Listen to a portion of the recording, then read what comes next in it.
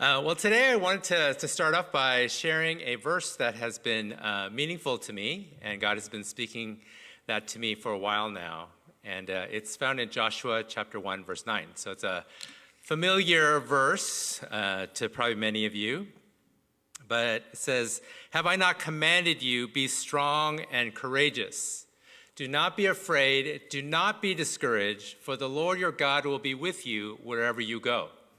And I felt like this verse is very timely for what we're experiencing right now. And it's a verse that I've thought about a lot, and God reminds me of a lot. But it's interesting, whenever I think about this verse, I look at it in the context of what's happening, right? So Israel is right on the border of Canaan, ready to go and to take the promised land and their inheritance. So when I read this verse, I think about the future. And I think about what's ahead of them. And so when he says, "I have not commanded you to be strong and courageous," I'm thinking about what they're going into. But when I was looking at this verse again, I thought it's very important to get the context, not just where they're going, but actually where they've come from. So if you remember, if you're familiar with the story, they're right on the border of entering Canaan, but this is not the first time they've been here. They were here at the exact same place 40 years before that. 40 years before that, God had promised them to take the promised land and to take their inheritance. But because of fear, they could not enter the land. Because of fear, they could not enter the land. As a result, God said, no one 20 years or above will enter the land. Okay, only those 19 and below and those born in the wilderness are going to enter the promised land. Okay, so when we look at what's happening the past 40 years, this is a generation that's grown up in the wilderness. That's been their whole life experience. A lot of them don't know anything else. They were actually born in the wilderness during the past 40 years. They were born there. They don't know any other life. This has been their life for the past 40 years. Waiting, wandering. That's been their experience during this whole time. And they hear their parents saying about, God really wants to give you the promised land. You're the next generation. They hear all of these different words, but nothing's happening, right? They have all this hope and desire, and then all these things that have been spoken about them and to them, but nothing's happening. Every day is the same. Every day is the same thing. Every once in a while, you get to pack up your tent and maybe move to another spot where you do the same thing again. And I thought, this is what we're going through, doesn't it? This is what happen when I talk to people like, "Oh, how's it going?" The same.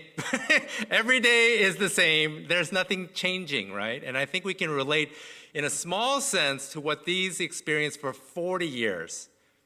And you could see why the Lord in this passage says, do not be discouraged. Do not be discouraged, because I feel like they were discouraged for a long period of waiting and doing nothing, hearing and trying to hope, but seeing nothing happen. And I think this is a word for us too, is the Lord saying, do not be discouraged. A couple weeks ago, I got to talk with my cousin Linda and Andy, and just kind of reconnecting with them a little bit and talking to them a little bit about the EM. And it's interesting where I was talking to Linda, she was mentioning to me about how her experience has been and kind of feeling burnt out after a while. But then she said in 2021, she's felt like God has given her a second wind, right? And when she said that, something really resonated with me about what she said. And then that stuck with me, this idea of getting a second wind. And I don't know if you've heard what that word means, second wind, but I actually looked it up. And so this is one of the definitions I found for a second wind, okay? Second wind is a phenomenon in distance running, such as marathons or road running, whereby an athlete who is out of breath and too tired to continue suddenly finds the strength to press on, and this is the part that really struck me, at top performance with less exertion. Okay, so this is a real thing. Okay, this is a real phenomenon that happens. I've never experienced this, but other people, athletes, long distance runners, they really have a common sense where they've really shared how they've really experienced a second wind, where they were completely exhausted. They were so tired, ready to quit, then suddenly they get a second wind. And when I looked at the definition of what the second wind really accompanied, really when we see it, it's at not just to persevere and somehow crawl across the finish line. That's not what the second wind is. The second wind is actually where they're performing at peak, top performance with less exertion. This second wind is something that they experience, and I feel like this is what God wants us to experience. In 2021, I feel like we need to get our second wind.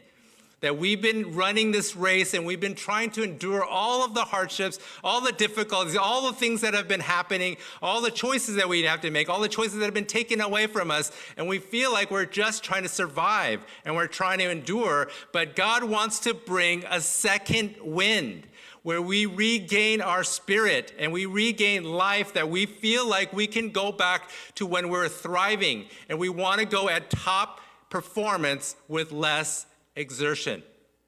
I feel like this is what the Lord wants us to bring, and he wants us to keep striving towards this to experience our second wind. So the question is, how do we do that? How do we experience our second wind? Well, I feel like this is what the Lord was kind of leading the Israelites to. So let's look back at Joshua 1:9. Okay, so if we look at Joshua 1:9, there's two parts. There's a positive part, and then there's a negative part. Okay, the positive part is, be strong and courageous. Okay, the negative part is, and do not be afraid and do not be discouraged. Okay, so there's a positive aspect to this verse of being strong and courageous, and there's a negative aspect where he does not want us to experience, which is fear and discouragement.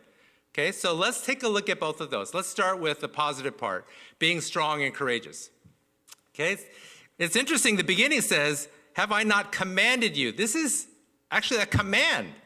This is not optional.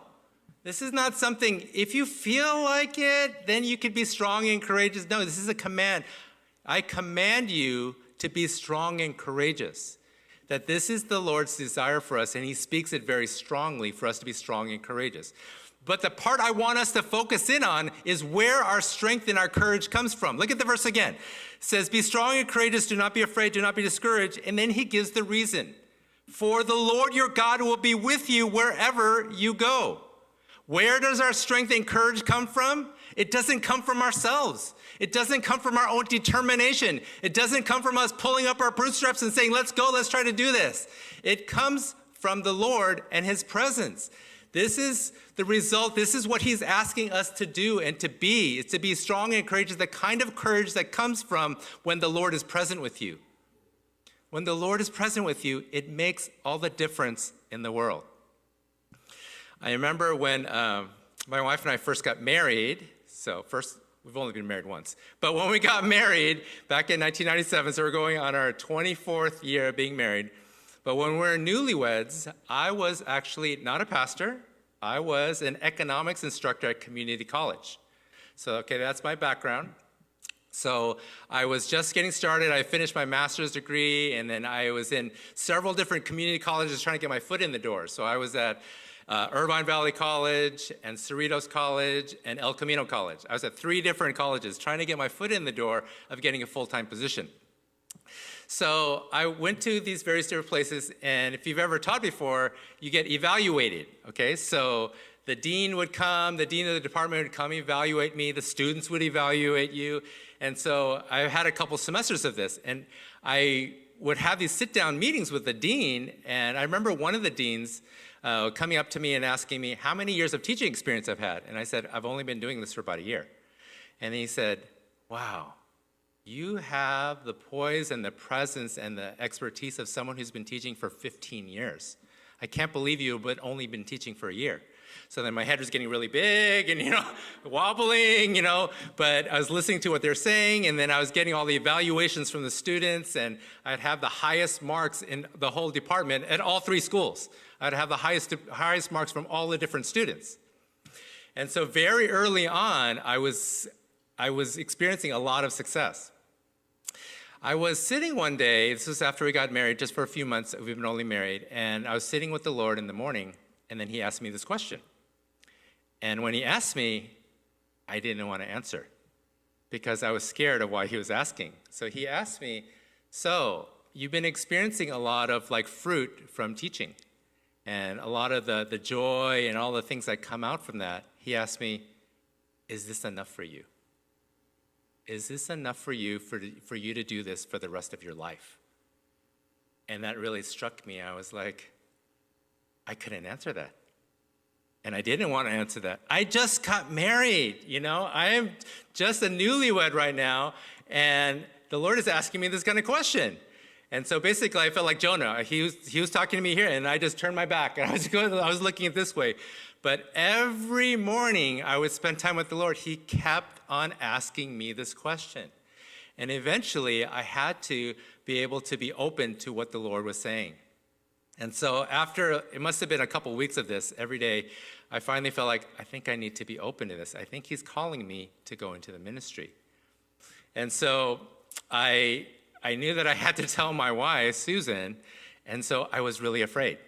So, I was a teacher, my wife was a teacher, and so we felt like, okay, this is going to be great. We're going to get married, and we're going to spend all our summers together traveling and, have all this time together. And I felt like we just got married a few months ago, and now I'm going to tell her, I feel like God's calling me not to be a teacher anymore, but to be a pastor. And so I put it off for a really long time. I came like, when can I find the right time to tell her? And I was so afraid. So it must have been more than a month. Like every day I was like, no, not today. Every month I was like kind of struggling and straining, like, how am I going to tell my new wife that I'm going to be changing, And so finally I mustered up the courage, and then I sat down with her and I said, okay, you need to sit down. I have something to tell you. She's like, what's going on, right? And so I basically told her what I just told you, that I felt like God leading me to do this. And then she told me, oh, I knew you were going to say that. I'm like, what? What are you talking about? I knew I was going to say that. I didn't tell anybody this, no one. And then she went on to tell me that while we were engaged, God gave her a dream. And in the dream, I was up here preaching a sermon, and she was sitting in the front row. And then God already told her that I'm going to be doing this. And I said, why didn't you tell me that before? I've been agonizing for weeks and weeks and weeks how to tell you. But she was so wise. She said, I knew this had to be your decision. This was such a big decision. I knew it had to be your decision. And I didn't want to influence you. And so I started seminary, and I led me to where I am today. And when I look back at that, it took courage. I had just finished my master's degree. I had spent all this money and time, and I spent all that time trying to get my foot in the door at all these different schools, and I had all this training and teaching. And then all of a sudden, 1 year into it, I'm going to throw it and put it all away and to totally change my path? That took courage. Where did that courage come from? It came from the Lord's presence. It came because I knew the Lord was with me, and I knew he was speaking to me. When the Lord is with you and he speaks to you, it brings courage. It brings courage in the light of things that don't even make sense. Like, it doesn't even make sense that I would do that. Why would I, as a newlywed husband, having all the success in teaching and all of these things that I've been working for, all of a sudden change? That doesn't make any sense, humanly speaking. But that's where the Lord comes in.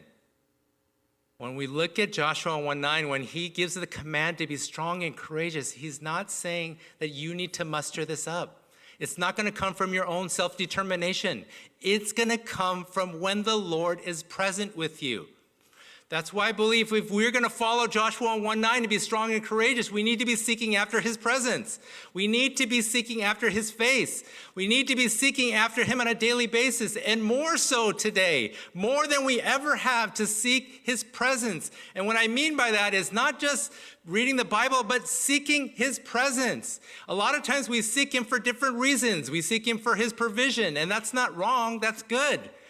But I feel like it's so important right now we seek him for him, that we make his presence more important than his provision, that we would seek his face, not just his hand, that we would seek his presence more than his provision.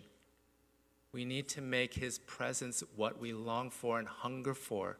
That's where we need to sit and bathe. This is what's going to produce strength and courage. It's not going to come from us.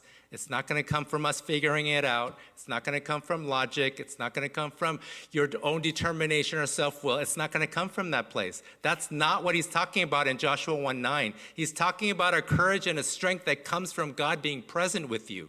And when he is present with you, you can do anything. You can do anything that the Lord calls you to do.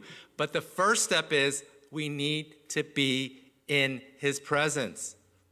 That's why I love worship. I love worship because we don't bring those kind of different thoughts and agenda. We could just come and to enter into his presence and to worship him and engage him and to connect our hearts with him. That's why I love worship. And prayer and reading the Bible, other thoughts can kind of come in. Prayer, you just can be a complaining session or talk about God about all the things. And I say, there's nothing wrong with that. But if that's our focus and that's our primary agenda, or asking him what we need and to help us to do all of these things, that's not bad. But what's the primary objective? Where is our focus? Even when it's reading the Bible, is our primary focus to check a box off that we did it today? Or is it enter into God's presence? We need the Lord's presence. Desperately. I desperately need the Lord's presence every day. Every day.